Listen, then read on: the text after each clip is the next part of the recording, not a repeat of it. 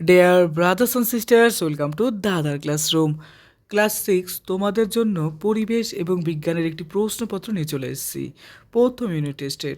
তোমাদের তো প্রথম ইউনিট টেস্ট অনেক স্কুলে শুরু হয়ে গেছে বা অনেক স্কুলে হয়তো কয়েকদিনের মধ্যে শুরু হবে। দেখো, এই প্রশ্নপত্রটি নিয়েই কিন্তু আমি অ্যানালাইসিস করব। এই চ্যানেল অর্থাৎ দাদার ক্লাসরুমে নতুন হলে অবশ্যই সাবস্ক্রাইব করে দিও। প্রথম পরীক্ষায় তোমাদের পরিবেশ এবং বিজ্ঞানের নাম্বার থাকবে 30, সময় থাকবে 1 ঘন্টা। একে বলেছে সঠিক উত্তরটি নির্বাচন করো। এখানে 10টি প্রশ্ন রয়েছে। একের 1 নম্বর, বই বাঁধাই করতে লাগে গদের আঠা, রজন, রবার। বই বাঁধাই করতে কিন্তু আমাদের ব্যবহার করা হয় গধের আঠা।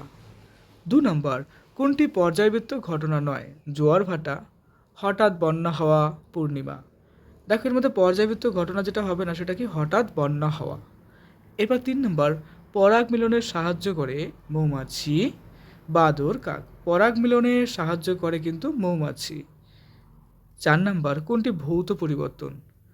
কাঠ পড়ে যাওয়া, তারপরে দেখো বলছে বরফ গলে যাওয়া, লোহায় মরচে ধরা। দেখো, কাঠ যদি এক্ষেত্রে পুড়ে যায় সেটা তো কোনোদিন আর আগের অবস্থা আমরা আনতে পারবো না। লোহা মরচে ধরা সেটাও কিন্তু আগের অবস্থা আনতে পারবো না। এগুলো কিন্তু রাসায়নিক পরিবর্তন। কিন্তু বরফ যদি গলে যায় সেটাকে কিন্তু আবার ঠান্ডা করে আমরা বরফে পরিণত করতে পারবো। তো এই ঘটনাকে বলবো হচ্ছে ভৌত পরিবর্তন। তাহলে এক্ষেত্রে সঠিক উত্তর কী হবে? বরফ গলে যাওয়া। এরপরে আসছে আমরা 5 নম্বর, কোন জিনিসটি প্রাণীদের থেকে পাওয়া যায়? সুতো, চটের বস্তা, পশম, সুতলি দড়ি। প্রাণীদের থেকে কিন্তু পশম পাওয়া যায়। 6 নম্বর প্রশ্ন, বিসমাথ হলো একটি মিশ্র পদার্থ, ধাতুকল্প। বিসমাথ হলো ধাতুকল্প।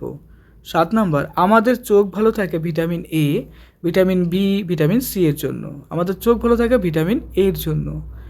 8 নম্বর, মৌমাছি প্রতিপালনকে বলা হয় এপিয়ারি, সেরিকালচার, পিসিকালচার। মৌমাছি প্রতিপালনকে বলা হয় এপিয়ারি। এরপরে রয়েছে দেখো, আচ্ছা এখানে যেগুলো বাকি অপশনগুলো যেরকম সেরিকালচার হচ্ছে রেশম চাষকে বলা হয়, আর পিসিকালচার হচ্ছে কি মাছ চাষকে বলা হয়।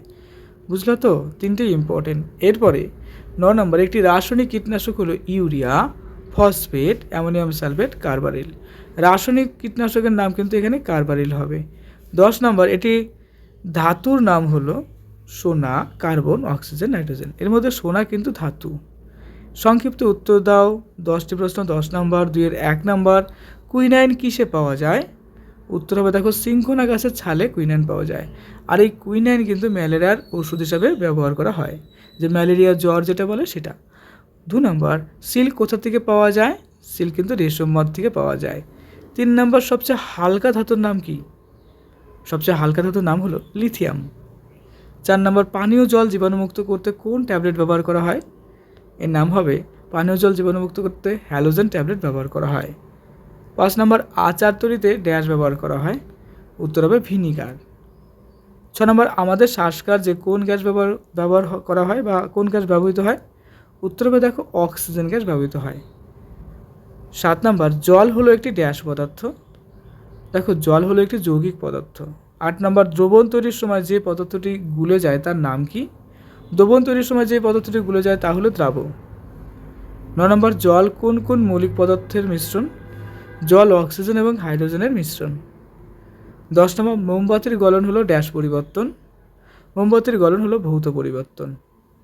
3-এর প্রশ্ন দেখো, প্রত্যেকটির জন্য নাম্বার রয়েছে কত? 2 করে। 3-এর 1 নম্বর, ভিটামিন ডি এর উৎস কাজগুলি লিখতে বলা হচ্ছে। তো উৎস বলতে কোথায় পাওয়া যায়? বাঁধাকপি, উদ্ভিজ্জ তেল থেকে অল্প পরিমাণে ভিটামিন পাওয়া যায়, তাই না? তারপরে এই ভিটামিন ডি পাওয়া যায়, এগুলি উদ্ভিজ্জ উৎস। আর প্রাণীজ উৎস কি? যেরকম কড, হাঙর, হ্যালিবার্ট, মাছের যকৃৎ নিঃসৃত তেল, দুধ, ডিম, মাছ থেকে এই ভিটামিন ডি পাওয়া যায়। আচ্ছা, কাজ, শিশুদের রিকেট ও বয়স্কদের অস্টিওম্যালাসিয়া রোগ প্রতিরোধ করে। বি নাম্বার, আমাদের অস্থির বৃদ্ধি এবং পুষ্টিতে সাহায্য করে। সি নাম্বার, দাঁত গঠনে সাহায্য করে। আমি অনেকগুলো পয়েন্ট লিখে দিলাম। 2 নম্বর, ভৌত পরিবর্তন ও রাসায়নিক পরিবর্তনের একটি করে বৈশিষ্ট্য লেখো। ভৌত পরিবর্তন অস্থায়ী, আর রাসায়নিক পরিবর্তন কি বলতো? এক্ষেত্রে বলবো স্থায়ী। আচ্ছা, ভৌত পরিবর্তন একমুখী, উভয়মুখী হতে পারে, আর রাসায়নিক পরিবর্তন কি হচ্ছে? শুধুমাত্র একমুখী হবে। এবার আসছে 3 নম্বর, তৃণভোজী প্রাণী কাকে বলে? উদাহরণ দাও। উত্তর দেখো, যে সকল প্রাণী ও শুধুমাত্র উদ্ভিদকে খাদ্য হিসাবে গ্রহণ করে বেঁচে থাকে তাদেরকে তৃণভোজী বা শাকাশী প্রাণী বলা হয়। উদাহরণ, হরিণ, গরু, ছাগল ইত্যাদি। 4 নম্বর, 3টে নিষ্ক্রিয় গ্যাসের নাম লেখো। হবে দেখো হিলিয়াম, নিয়ন, অর্গ্যান। 5 নম্বর, মৃত্যুজীবিতা কাকে বলে? হানিডিউ কি? মৃত্যুজীবিতা 2 বা তার বেশি জীব যখন একে অপরকে সাহায্য করে বেঁচে থাকে তাকেই মৃত্যুজীবিতা বলে। হানিডিউ কি? যা পোকারা গাছের শর্করা সমৃদ্ধ রস শোষণ করে শর্করা সমৃদ্ধ বর্জ্য ত্যাগ করে, এই বর্জ্যের নামই হলো হানিডিউ। আমাদের সেট কমপ্লিট হলো। এই চ্যানেল নতুন হলে অবশ্যই সাবস্ক্রাইব করে দিও। আর best of luck for your best exam.